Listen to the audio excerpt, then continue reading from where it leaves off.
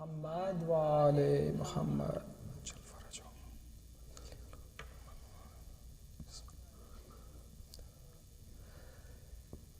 A'udhu billahi minash shaitanir rajim. Bismillahir rahmanir rahim. I begin in the name of Allah, the most beneficent and merciful. All praise belongs to Allah subhanahu wa ta'ala for blessing us with existence and granting us this wonderful opportunity to move towards Him. Respected ulama, Maulana, dear brothers and sisters, Assalamu alaikum. We have gathered here this evening to commemorate the Shahadat anniversary of our beloved 9th Imam, Imam Muhammad Taqi Al Jawwad alayhi salam. Salli ala Muhammad wa ali Muhammad. As we get ready for this night of grief and to offer our pursa to Bibi Sayyida Fatima Salamullah alayha, Huma Salli ala Muhammad wa ali Muhammad. We offer our sincere condolences to all our brothers and sisters in Iman, especially to the Imam of our time, Imam Mahdi Ajjalallahu ta'ala farajahum. Huma salli ala Muhammad wa ali Muhammad. Tonight's majlis will be addressed by our very own Hujjatul Islam, Maulana Sayyid Sulayman Hasan Abidi. We'll have a recitation of Salam and Marsiya by Brother Jafar Sayyid, and Maghrib and Isha prayer will take place at 8:46 p.m. inshallah. I would like to start the program by sharing two ahadith from our beloved Imam Jawwad. Imam has reported to have said, 3 qualities will make you adored by others: fairness when treating them, commiseration with their distress, and seeking a spiritual heart. Repentance will be accepted by the 4 signs: feeling regret at heart, seeking forgiveness by tongue, in other words, istighfar, seeking compensation through deeds, and serious decisions not to repeat the sin. Subhanallah, may Allah subhanahu wa ta'ala give us tawfiq to extract the valuable lessons being taught here by our beloved Imam, and may we walk in the path of Ahlul Bayt alayhi salam. At this time, I would like to welcome Brother Jafar Sayyid to please come forward and offer pursa to Bibi Sayyida Fatima Salamullah alayha. Please welcome him with a loud salawat. Allahumma salli ala Muhammad wa ali Muhammad.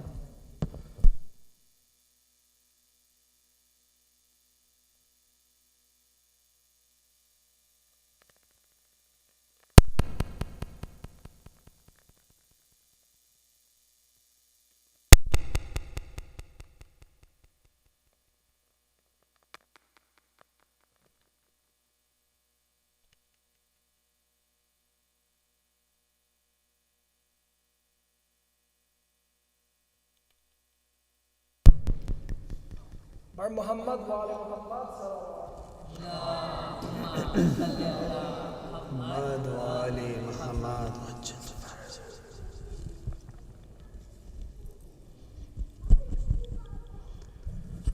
I'm going to recite a salam initially, and then a marsiya in commemoration of Imam Muhammad Taqi Al Jawwad. Salli ala Muhammad wa ali.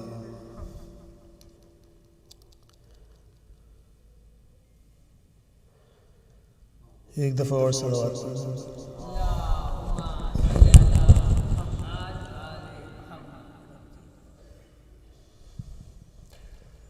Hussain आपको कुदरत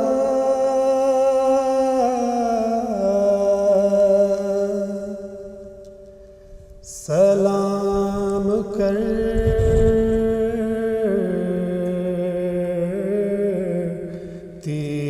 है।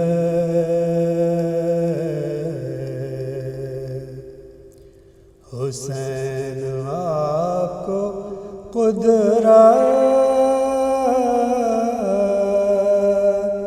सलाम करती है। नबी की पाक शरीयत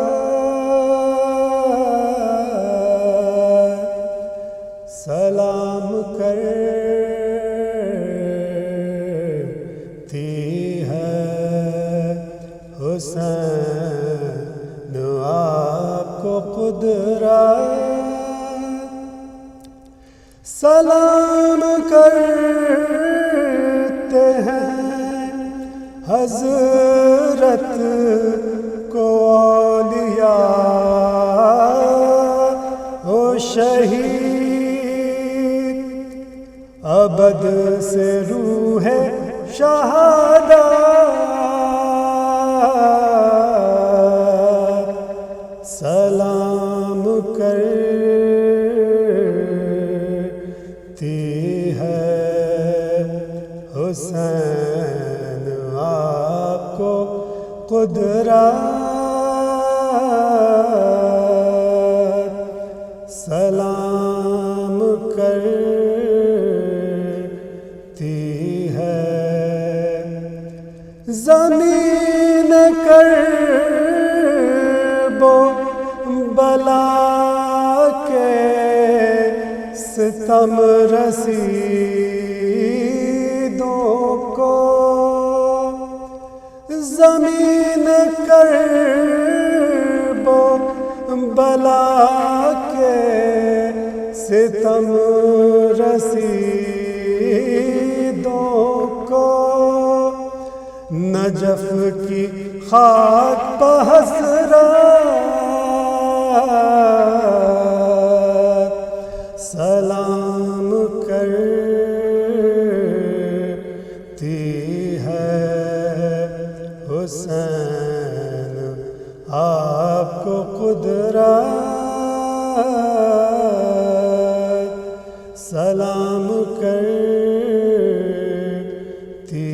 ہے امام تاج ہے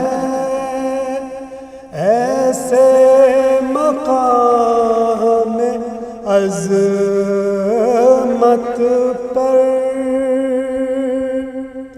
امام تاج ہے ایسے مقام عظمت پر کہ اس کو شان رسالت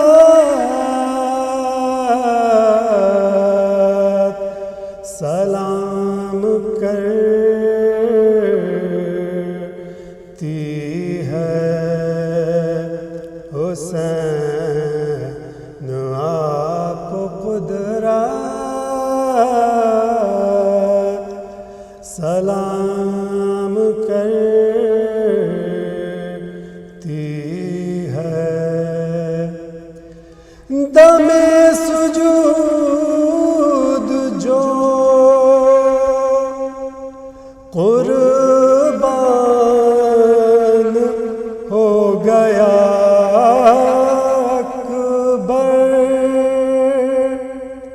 دم سجود جو قربان ہو گیا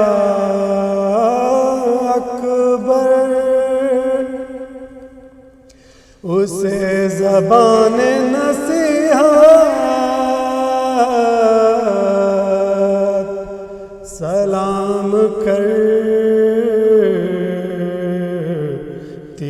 ہے حسین آپ کو قدرت سلام کرتی ہے آخری شعر نثار عطرت اطہار کیوں نہ ہو اطہر یہ وہ ہیں جن کو طہارت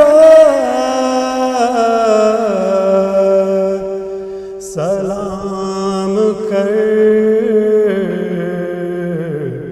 کرتی ہے حسین آپ کو قدرت سلام کرتی ہے نبی کی پاک شریعت سلام کرتی ہے حسین آپ کو قدرت صلوات علی محمد وعلی محمد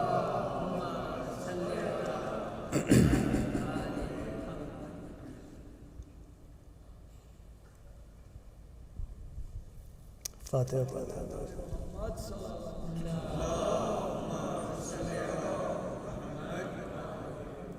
فاتحہ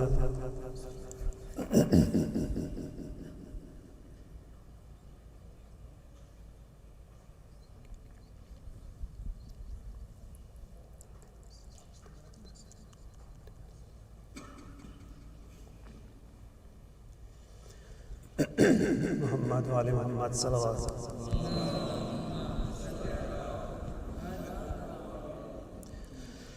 قید میں مولا تقی شام و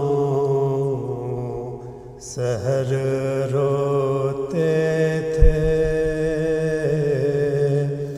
قید میں مولا تقی شام و سحر روتے تھے روکتے بھی تھے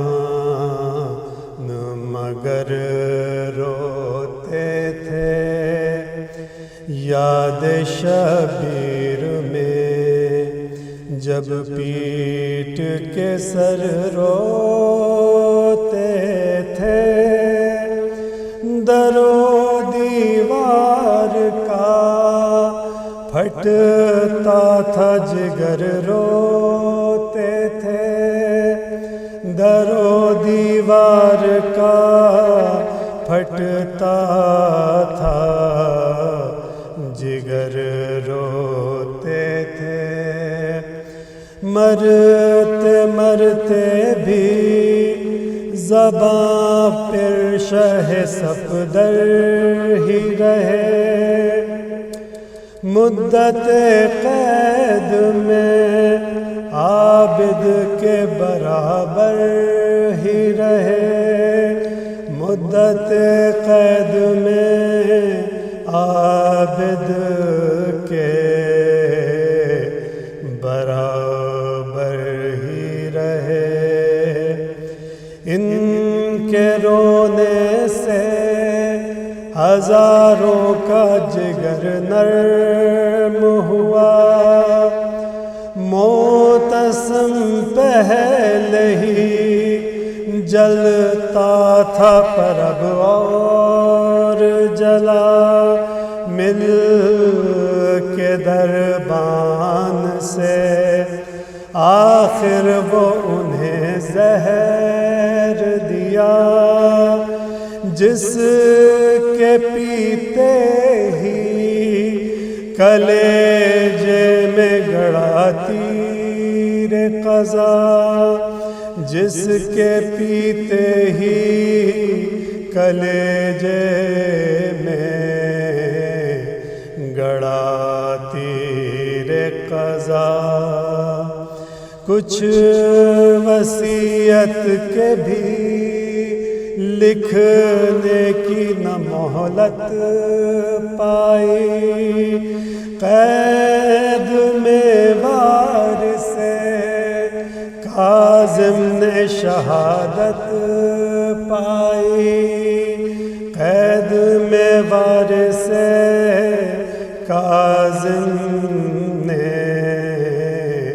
شہادت پائی کون زندان میں اپنا تھا جو ان کو روتا بے کسی لاشائے مظلوم پہ کرتی تھی بکا نو بزرگ آپ کے فردوس میں کرتے تھے عزا، ایک بی بی کی یہاں آئی یہ پردرد صدا، ایک بی بی کی یہاں آئی یہ پردرد صدا، لاش پر رونے کو بیٹا نہ کوئی بھائی ہے، ہائے بچے تجھے غربت میں اجل آئی ہے، ہائے بچے تجھے غربت میں اجل آئی ہے، یا نہ مادر ہے نہ بیوی ہے نہ بیٹی نہ بہن، لاش کو ڈھانکنے والا نہ کوئی مرد نہ زن، اب یہ زنداں کے نگہباں کا ہے دل دوز سخن، تھا وہ طفل مدنی جس نے دیا غسل و کفن، تھا وہ طفل مدنی جس نے دیا غسل و کفن، سب نے دیکھا کہ وہ یوں پیٹ کے سر روتا ہے، جس طرح باپ کے ماتم میں پسر روتا ہے، جس طرح باپ کے ماتم میں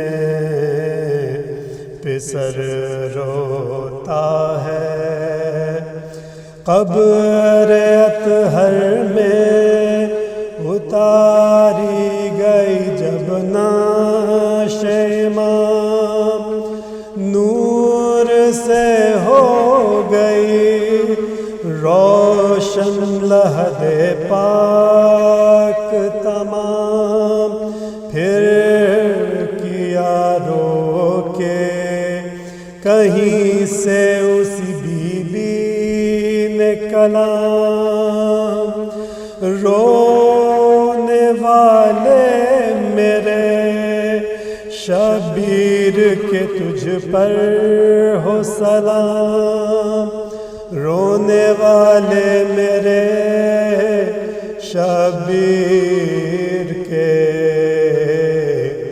تجھ پر ہو سلام، خلد سے سارے بزرگوں کو یہاں لائی ہے، دفن کرنے تیری میت کو بطول آئی ہے، دفن کرنے تیری میت کو بطول آئی ہے، قید میں مولا تقی، صلوات علی محمد وعلی محمد۔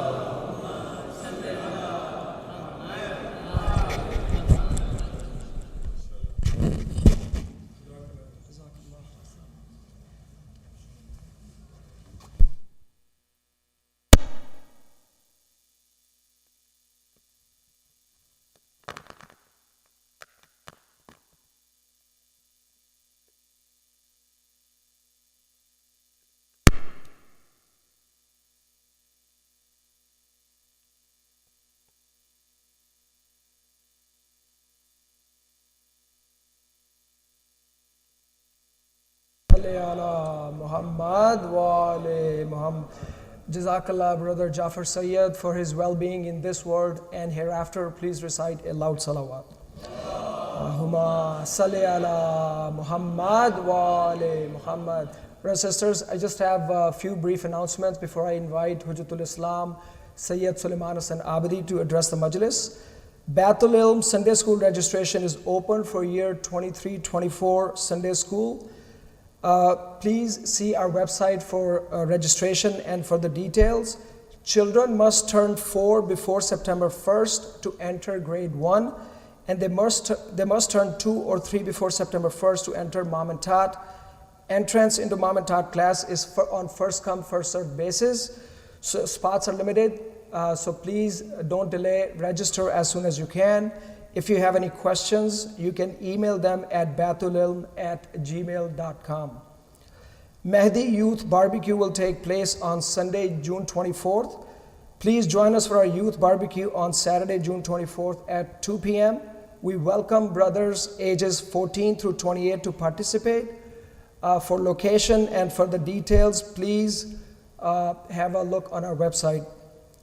Majlis to commemorate the Shahadat of Imam Muhammad al-Baqir alayhi salam and Hazrat Salli ala Muhammad wa ali Muhammad and Hazrat Muslim bin Aqil alayhi salam.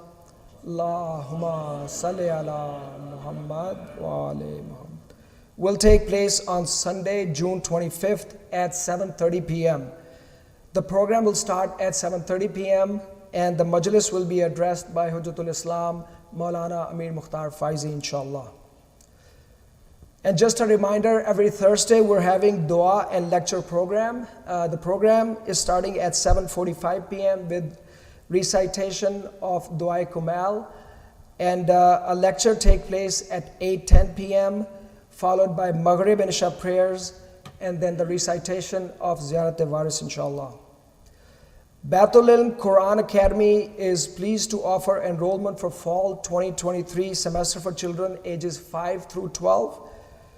They're also offering advanced recitation classes for youth 13 and up, and enrollment for these classes is subject to assessment. The classes will be held twice a week on Thursday from 8 p.m. to 9 p.m. and Fridays 8 p.m. to 9:30 p.m. from August 17 through December 15, inshallah. To enroll, please visit our website for registration. If you have any questions, please contact Brother Sayyid Kazim Hussain at skazimhussain@gmail.com. Tonight's Majlis is being sponsored by a family who would like to remain anonymous.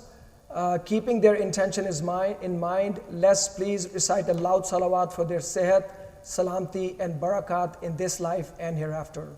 Allahumma salli ala Muhammad wa ali Muhammad. Let's recite a Surah Fatiha for the Isala Sawab of these families' marhumeen and for all of your marhumeen as well, especially for marhum Hussain Ali Raza and marhum Arif Ali Raza, preceded by a loud salawat. Allahumma salli ala Muhammad wa ali Muhammad. Bismillah.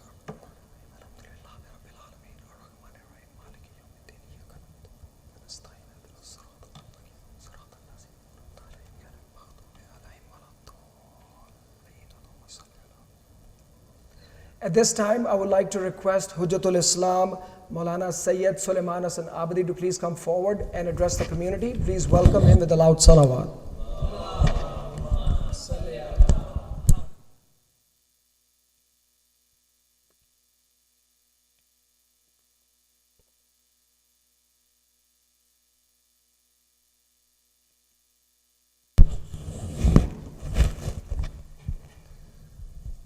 Surah Al-Fatiha.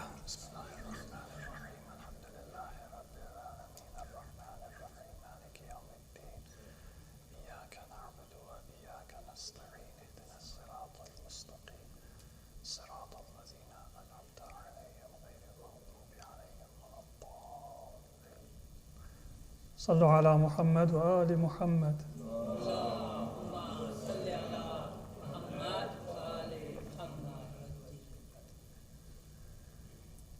أعوذ بالله من الشيطان الرجيم بسم الله الرحمن الرحيم الحمد لله رب العالمين بارئ الخلائق أجمعين والصلاة والسلام على أشرف الأنبياء والمرسلين المبعوث رحمة للعالمين شفيع المذنبين وحبيب قلوب الصادقين سيدنا ومولانا أبي القاسم محمد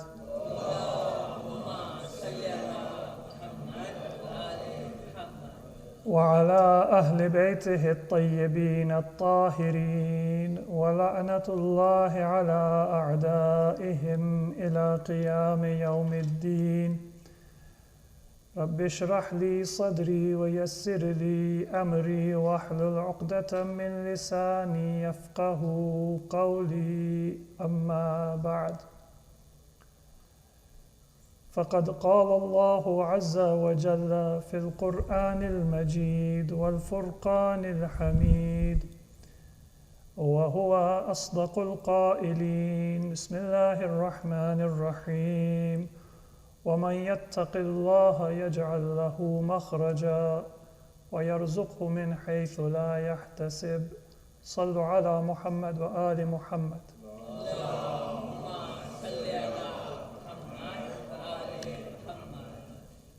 Dear brothers and sisters, Assalamu alaikum wa rahmatullahi wa barakatuh. We are remembering today the anniversary of the martyrdom of our 9th Imam and the descendant and the heir of our beloved Prophet Muhammad Mustafa sallallahu alayhi wa alihi.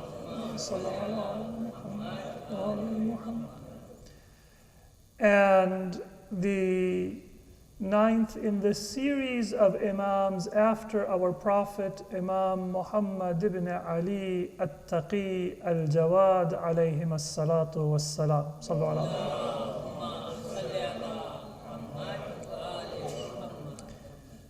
And sometimes it is the nature of our remembrance and relationship to Ahlul Bayt that we know more about and we give greater attention to some of our ma'asumeen than to others.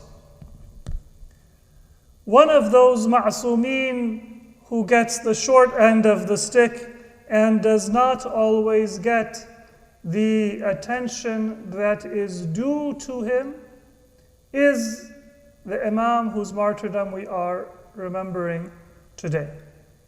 And that is Imam Muhammad Taqi Al Jawwad alayhi salam.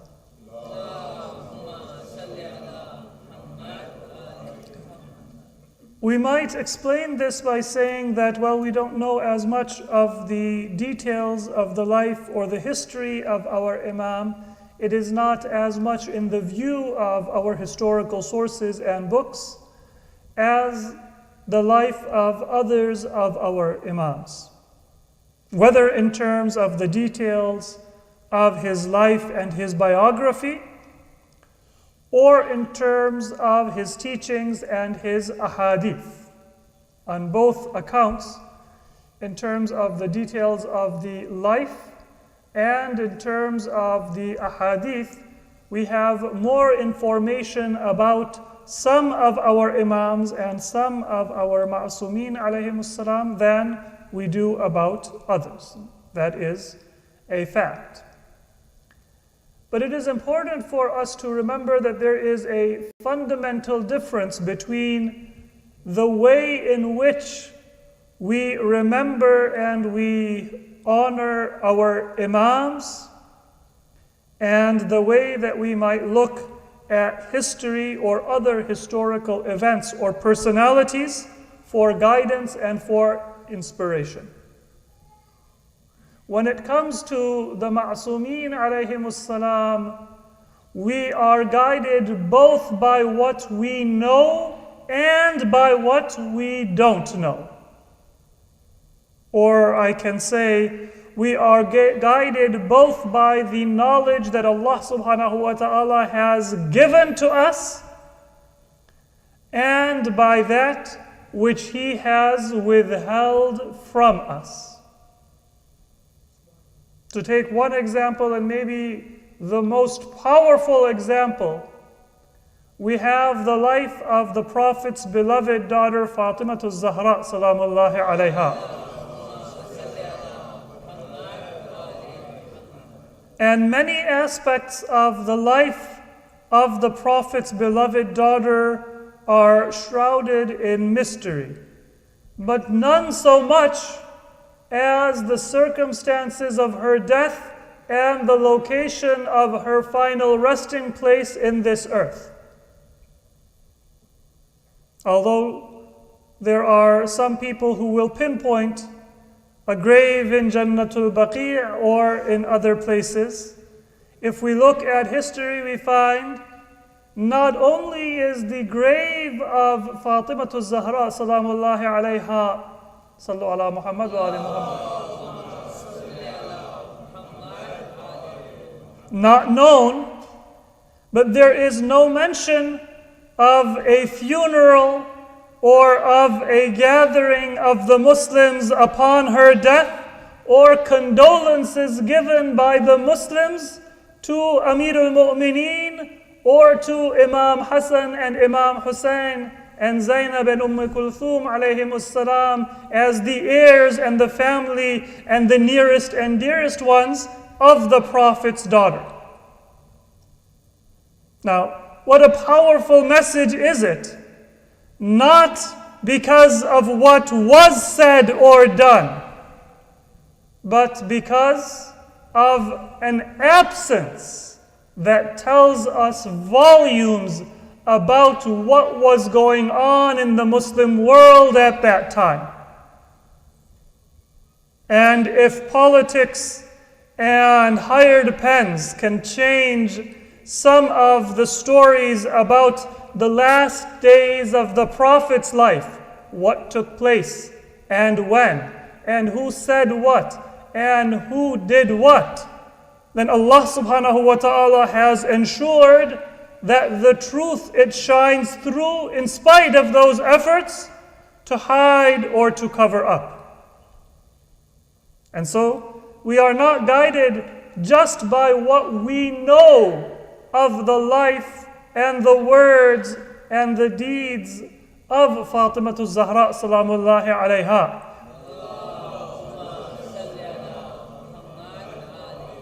But also by what we are not able to say with certainty, because the circumstances that Ahlul Bayt suffered through did not allow those powerful moments to be publicly commemorated and recorded.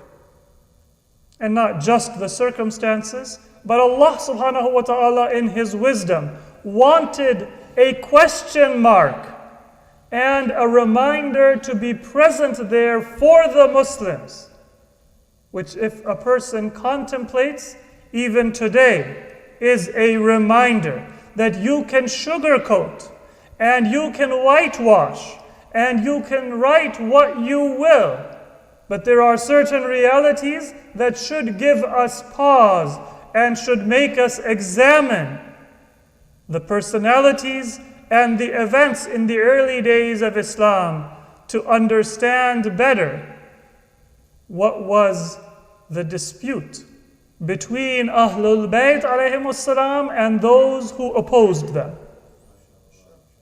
Because of course, there was no personal dispute, but there was a principle at stake. And it is due to that principle that Sayyidah Fatima Zahra salamullahi alayha took a public stance when even Imam Ali alayhi salatu wassalam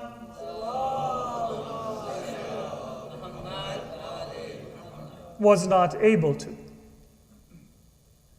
That is a narration found in Sahih al-Bukhari. And so those people who have a habit of saying that every hadith they don't like is da'if cannot deny this hadith. Because although I might say that all of the details of that narration are not acceptable to me, but it is in the most authentic source of those people who believe that what took place after the death of the Prophet was in accordance with God's plan and the best interests of the Muslim Ummah. In Sahih al-Bukhari we find that it is said that Imam Ali alayhi salam had some honor and respect in an outward sense among the people so long as Fatimatu Zahra salamullahi alayha was alive. But after her death, or after her martyrdom is my words, and death is the words of the narration, then Imam Ali alayhi salam did not find even that support that he had before. And that support was really just that people would tolerate the presence of Imam Ali in their midst. It wasn't an actual obedience and support as they were commanded by Allah to offer. So that narration tells us the reason for why Sayyidah Fatima was alone at the time of her death. And that solitude, or that being alone in her final moments, that lack of a public funeral and a public burial and public condolences for Ahlul Bayt, it keeps alive the protest and the principle for which Sayyidah Fatima protested. And that silence speaks louder than many volumes of proof or argumentation that there was oppression and there was evil that took place after the death of the Prophet would ever be able to do. Salawat ala Muhammad wa ala Muhammad. And the same thing is true about the gaps and the silence that we have in the lives of our Imams. Because these were people who were the heirs to the knowledge of our Prophet. They were the ones who were the representatives of Allah subhanahu wa ta'ala in the earth. Sometimes we might make the mistake of thinking that Imam Hussein alayhi salam, or Imam Muhammad Baqir, or Imam Ja'far as-Sadiq alayhim as-salam, because we know more about their lives, or because we have more of their ahadith or more of their du'as, they were truly great. But maybe some of our Imams, they were not as visible and they were not as well known because they did not have that courage. Na'udhu billah. Or they did not have as much to say and therefore their ahadith were not preserved. But it is exactly the opposite lesson that we should draw. That they had that same courage, but it was the loss of the Muslim Ummah and the loss of humanity that they were not able to benefit from that perfect leadership, from that imamat, from that wilayat, from that knowledge and that guidance that was present and that was offered by our ma'asumeen. So, just like the death of Sayyidah Fatima, the gaps that we have in the knowledge about the life, the words, the teachings of some of our Imams, and in particular Imam Muhammad Taqi alayhi salam,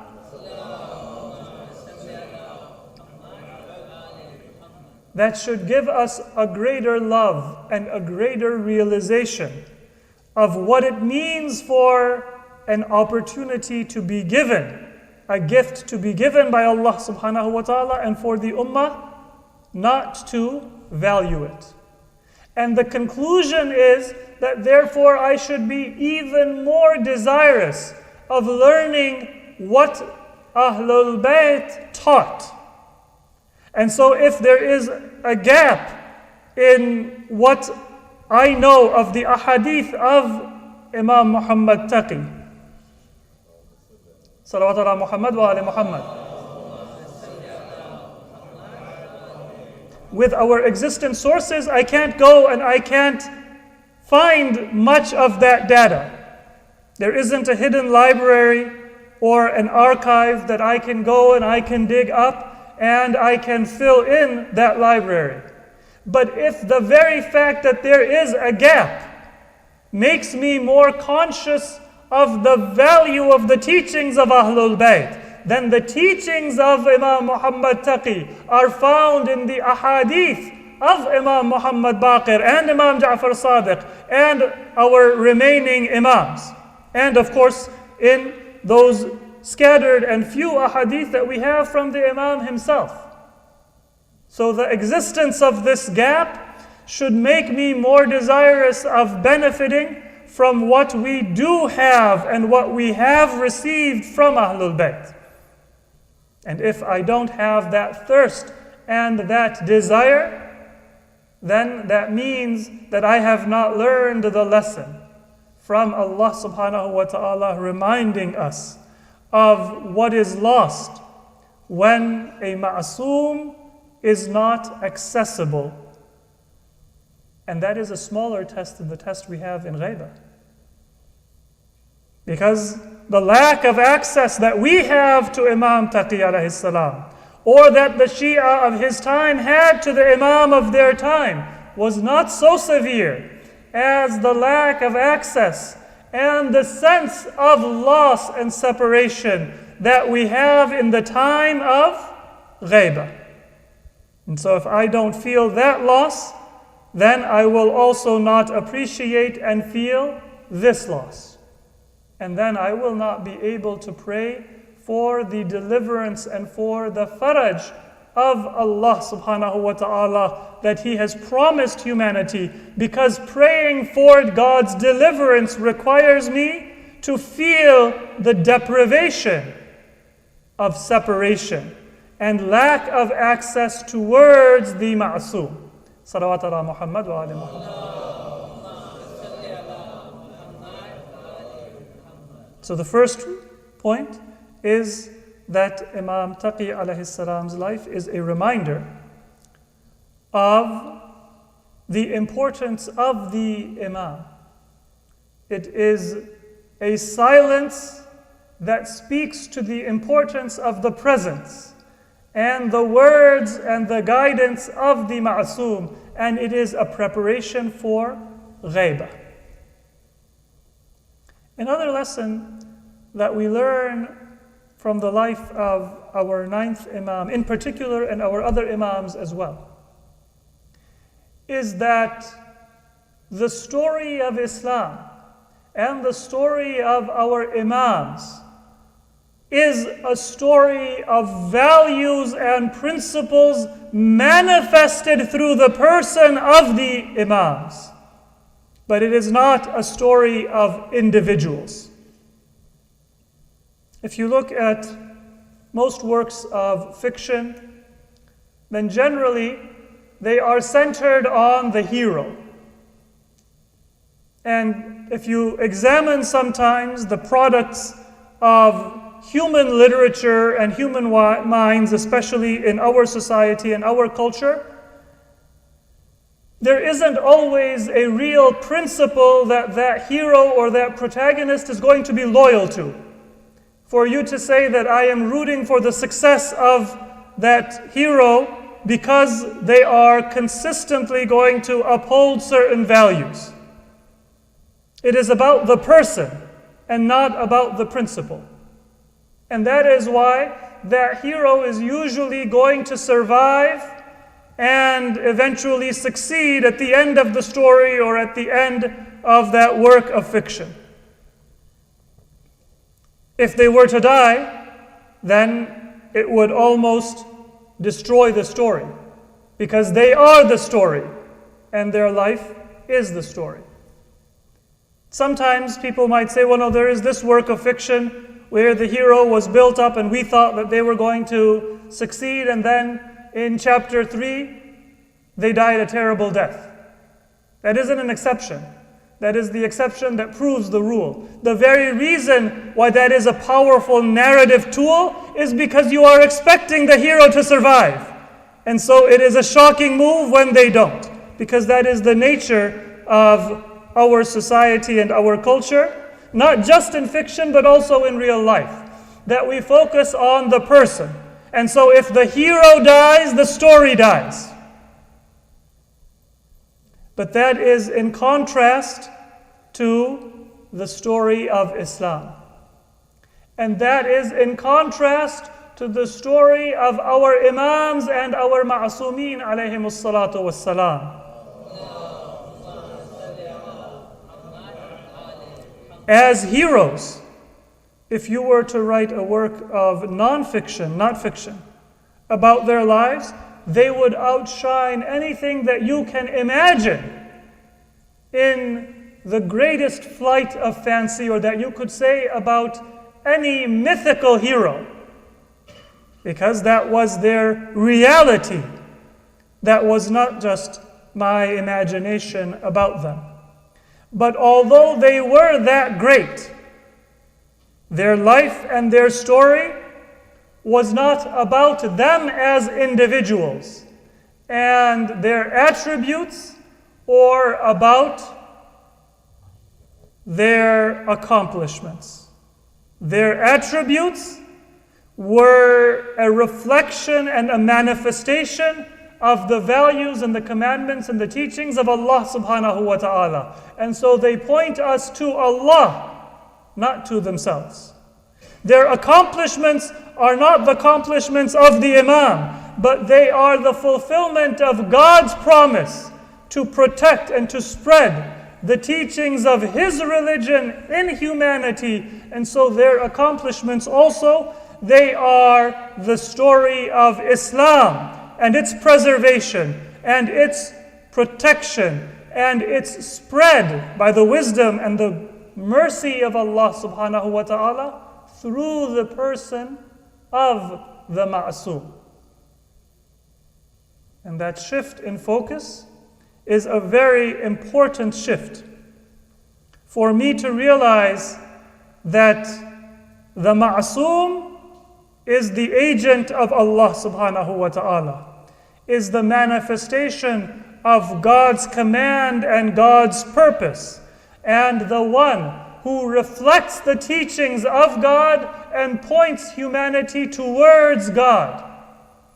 And therefore, even if you can physically imprison or arrest or even cause the martyrdom of an Imam, then you cannot change the story that Allah subhanahu wa ta'ala is writing in history. Unlike those works of fiction, if the hero dies or if the hero is martyred, then not only does the story not end, but rather it becomes even more powerful. The barakah and the blessing that Allah subhanahu wa ta'ala places in the blood and in the martyrdom and in the death of His chosen ones is no less than, and often is even greater than, the barakah and the blessing that He places in their life.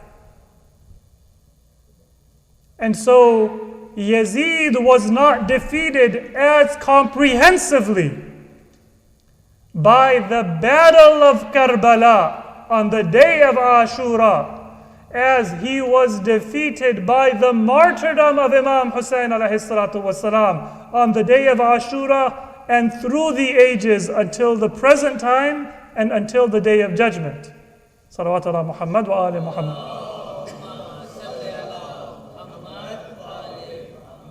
Now this is a difficult thing, for us to shift our attention from somebody who is so great to the principles that they live by, which are even greater. It's one thing if you have a president, any resemblance to real events is purely coincidental. It is one thing if you have a president who feels and seems like they are only a placeholder, and that maybe mentally and maybe personally they are not fully present or able to understand and take care of their office. Well, then you will not look at the person, but you will think about what are the powers behind the throne, and what are the factors, the institutions that are behind that individual. It's one thing if you have a person who is in a role that does not quite fill that role. It's easy to look behind that person and say something else is going on. Purely in a hypothetical example that I am giving. But if you have a powerful person, either a very good actor or a truly powerful personality, then it sometimes becomes difficult to look behind that person and to see that there are still those same institutional forces that are at work, because that person, they are so charismatic or so powerful that they are very visible. Now imagine that you have that powerful person, not because they are a good actor, not because they are personally charismatic or eloquent, but because they have attained the perfection of their character that comes from being divinely blessed and being given by Allah the rank of tahara and isma, purity and infallibility. Is it easy to look behind that person and to see that story that Allah subhanahu wa ta'ala wishes us to learn through those personalities? It requires contemplation. It requires for us to gather together at the occasions of the birth and at the occasions of the death of those ma'asumeen to speak and talk and remember and think about the significance of their lives and about the values that they taught. And we do that not just through prose, but we do that through our poetry and through our tears. Because the lesson we are learning is not just something that somebody can impart through their words, but it is a lesson that we are going to understand through our attention and our devotion, our humility and our sincerity.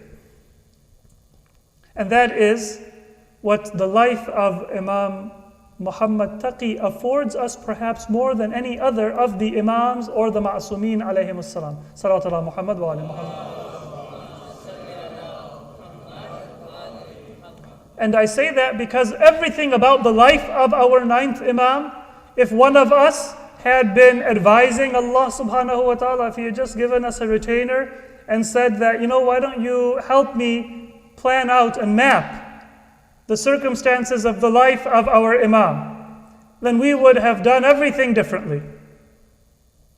Not because we are wiser than Allah, but because it is difficult for us to understand that deeper wisdom. So our eighth Imam, Imam Muhammad, Imam Ali ibn Musa al-Rida alayhi as-salatu was-salam.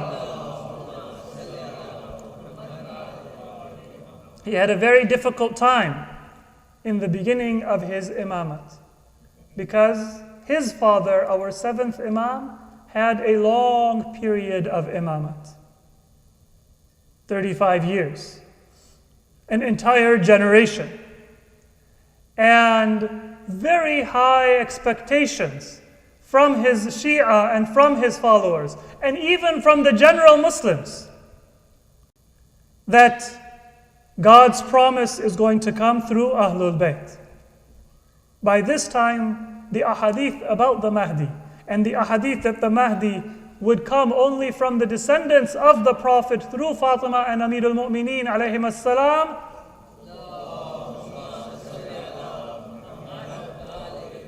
they had circulated widely among the Muslims. Those ahadith were from the Prophet.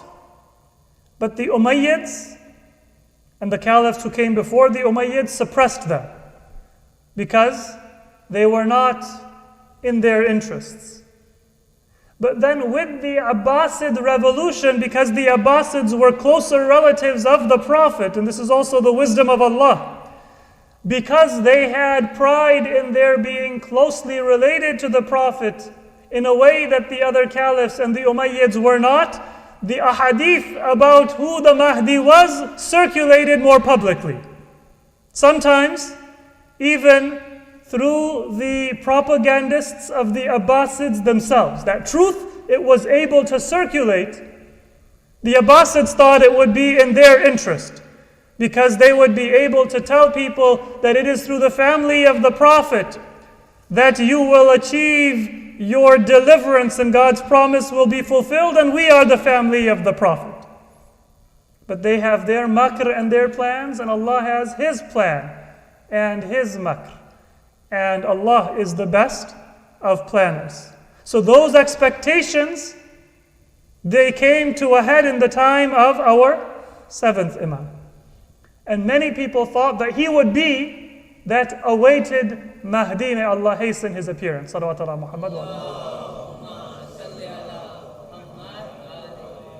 And then when the death, martyrdom of our seventh Imam took place, it was a very difficult time for our eighth Imam. Our eighth Imam was born in the year 148, the year of the martyrdom of Imam Ja'far al-Sadiq. Year 148, our sixth Imam was martyred, and that same year our eighth Imam was born. And so in the beginning of his imamat, Imam Musa Kadhim alayhi salam, he had a son and an heir. Remember, time did not go so fast in that time as it did today, as it does today. We find out instantly of what takes place halfway across the world. It took months, and in fact years, for people to hear about and fully understand the imamat of our seventh Imam, and by that time, he had a young son who was our future eighth Imam, who was alive, and he was his heir. But then our eighth Imam, who had to assume the office of imamat with those expectations after a long period of stability and so many questions and so many doubts, that what happened to our Imam, the person that we thought was going to fulfill God's promise, Allah subhanahu wa ta'ala did not give him a son and did not give him an heir at that time. So when he became the Imam, he was 35 years old. And if you look at the ahadith about the first 12 years of the imamat of our eighth Imam, one of the most frequent questions was, who is going to be your heir? How can you be the Imam if you are childless? Now, to you and me, it's a very easy question. We can say that, well, how did they know there wasn't going to be a child that is born? But if somebody is married, and if somebody is living a normal life, and then for 10 years they don't have children, even today, people will sometimes wonder that is it decreed, or is there something that is preventing a child from being born? Today, there are means medically of choosing when to have children. But especially in that era, if you go that long without having a child, then it raises questions. And so many people, they doubted the imamat of our eighth Imam for this very reason, that they thought that it was not decreed that he would have an heir. Because for the first 12 years of his imamat, he had no child. Now remember what I said earlier, we focus on the person and on the individual, that they are the hero. But in reality, our Imams were the heroes of the story of Islam because of the attributes and the teachings of Allah that they manifested. So because of that continuity and not because of the individual. If Allah had only paid me to consult, I would have said that, oh Allah, when the Imam is 35, that's the perfect time to give him a child. And that way, Imam Ali Rida alayhi salam will have a son who is old enough at the time of his martyrdom that there won't be questions about his imamat. So for 12 years, there is that common question that how can you be the Imam when you are childless? And then our eighth Imam, he was martyred at the age of 55. And so Imam Muhammad Taqi alayhi salam was only under 8 years of age. So this is the second reason why we would give Allah the advice. That let the Imam be born earlier. First of all, it will be one less headache for Imam Ali Rida.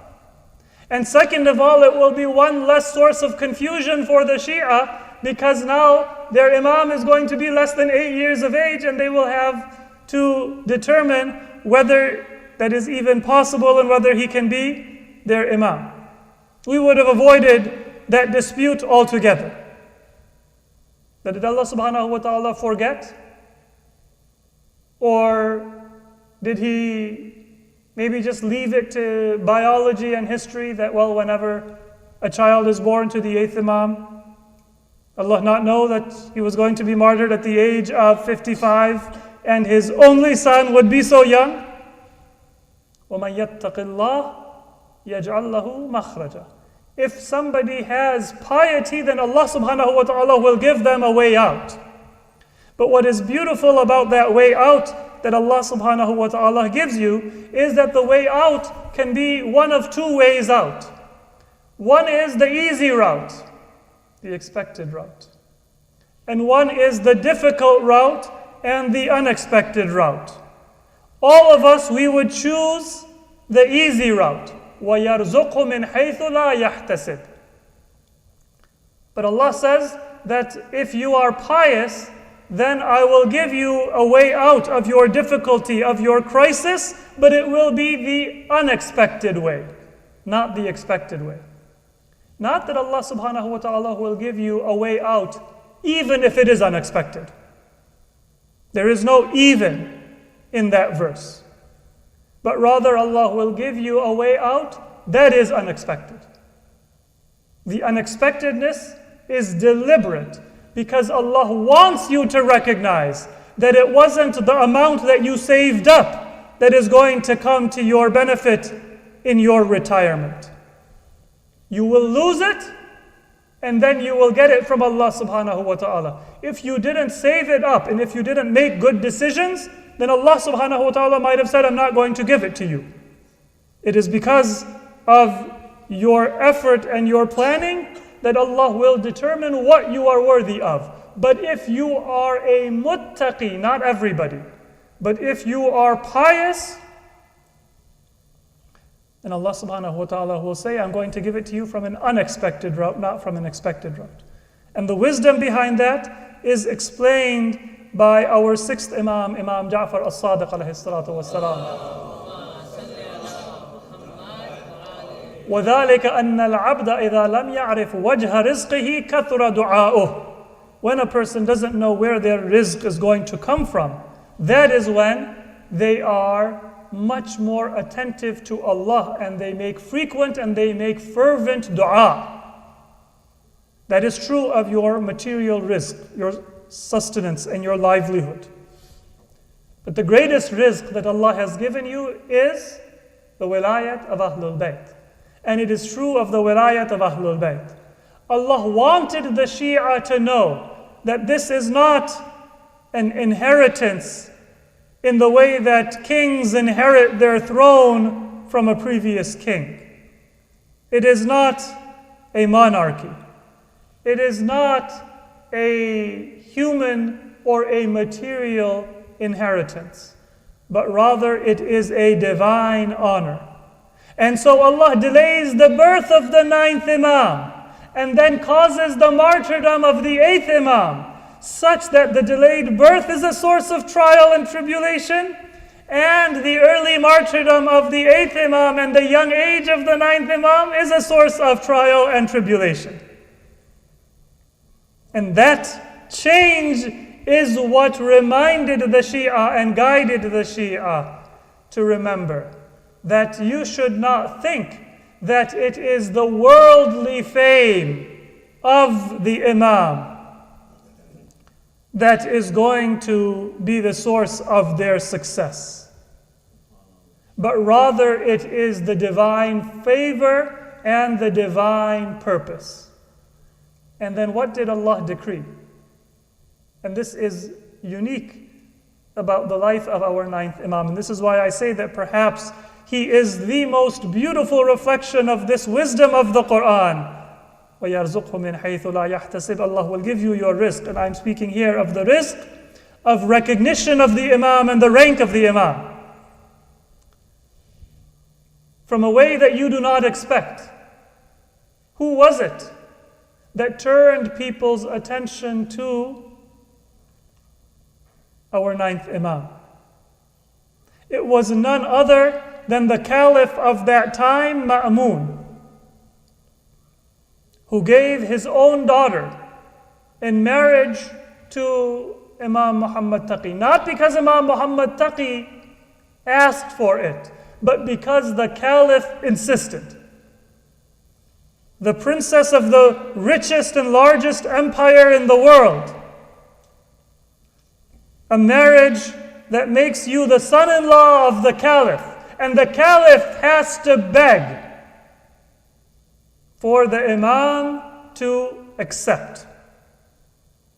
So now, the Imam is young. He attains the position of Imamat at the age of 8. But it is the wisdom of Allah subhanahu wa ta'ala that it isn't the Imam who has to propagate his uniqueness and his knowledge and his qualification for the office of Imamat. But even his enemy is going to be the one to bring people's attention to the Imam. Just one sentence about why that was the case. After our 8th Imam was martyred, then everyone suspected Ma'mun. Although he tried to make it seem like he was mourning the death of the Imam, everybody knew that it was his hand and it was his scheming that was behind the martyrdom of the Imam. And so now, to wash away that sin, he tried to show his love and his closeness to Imam Muhammad Taqi. But what that did is it made it more clear for those people who would not otherwise know that Imam Muhammad Taqi, as an 8-year-old, has more knowledge and more wisdom and more qualification to be the leader and the guide of the Muslim Ummah than the Caliph with all his power and his courtiers and advisors and ministers and judges with all of their fame and all of their resources. Salawat ala Muhammad wa alayhi. And so we learn from Imam Muhammad Taqi, from what we know of his life and from what we don't know of his life, and from the circumstances in which he lived, to appreciate the greatness of Imamat and the invisible hand in the life of the believers. And so if your life takes a turn that is unexpected, that is beyond your control, many times we immediately object to Allah subhanahu wa ta'ala. Why is it like this? This is not what I signed up for. But if it was not in your control, then it was in someone's control. And if it wasn't your plan, then it was someone's plan. My plan can be wrong, but the plan of Allah subhanahu wa ta'ala can never go astray. We learn that and we see that. And the barakah that came from this is that from the time of our 9th Imam, the identity of the Shia and the recognition of the rank of the Imams, it became solidified in the Shi'i community to appreciate that their role was not just to teach people the laws of Islam, although that was their role.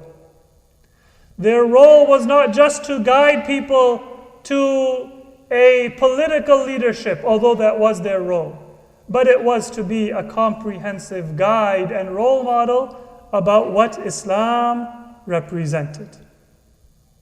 And the final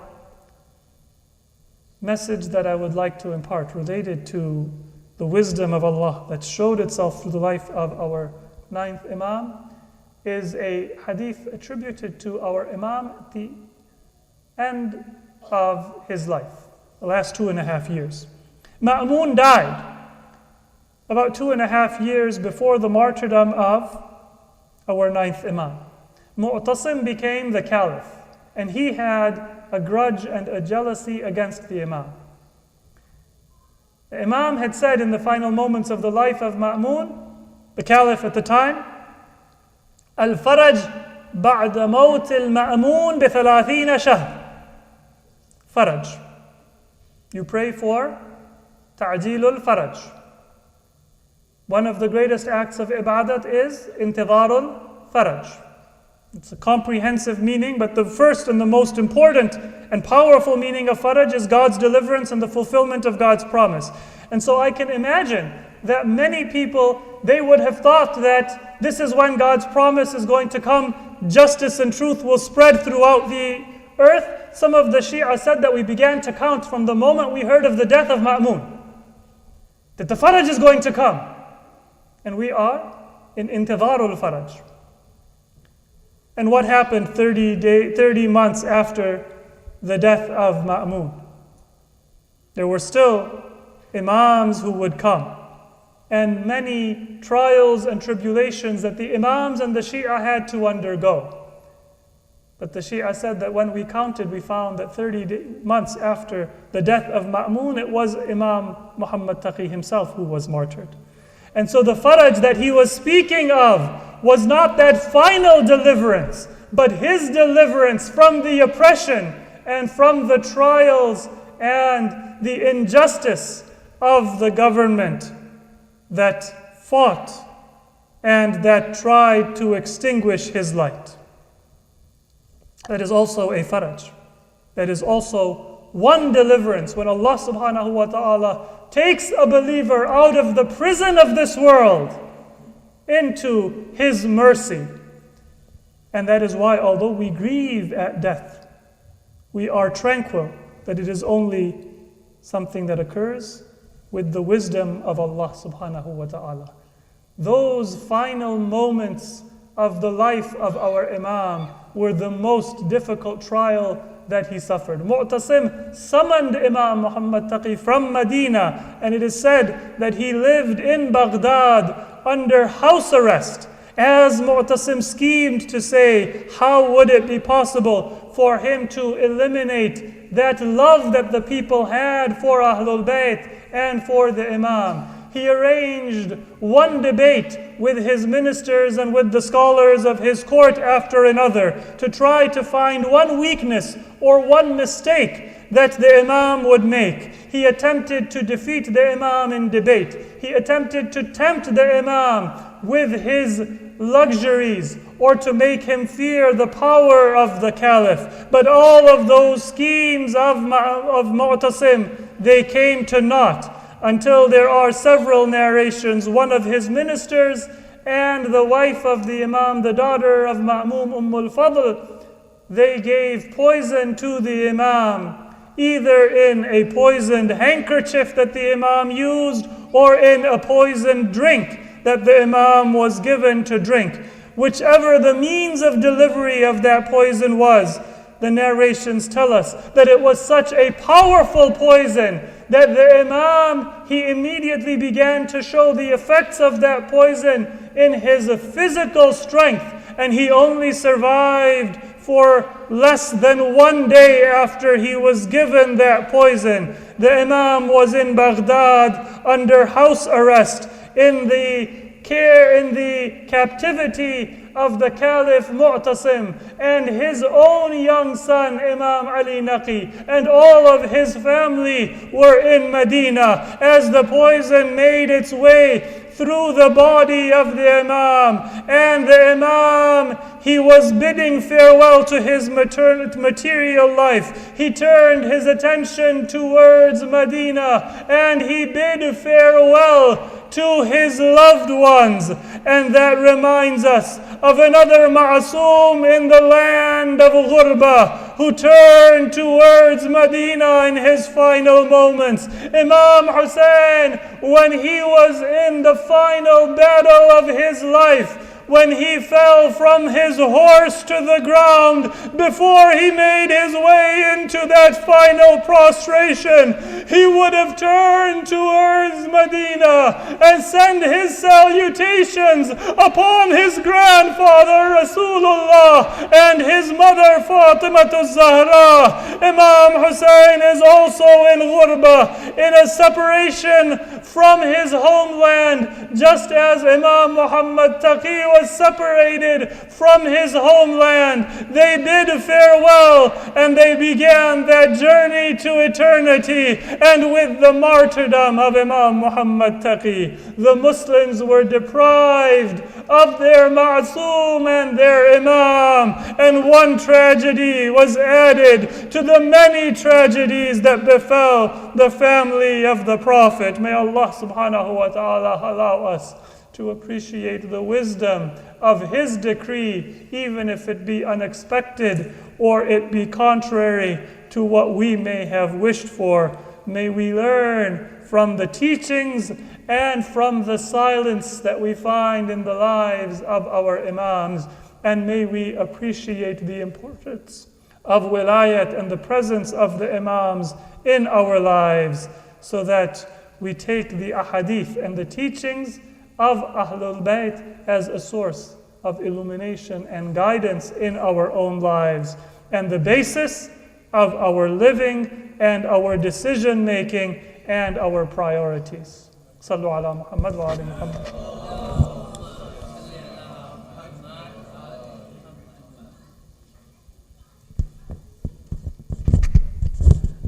Brothers and sisters, at this time we'll get ready for Maghrib Namaz. So if you don't need to refresh your wudu, kindly remain seated as we make lines for namaz, and we'll have our young volunteers distribute turbas. We'll start the Maghrib Namaz in just a couple minutes. Bar Muhammad wa ali Muhammad salawat.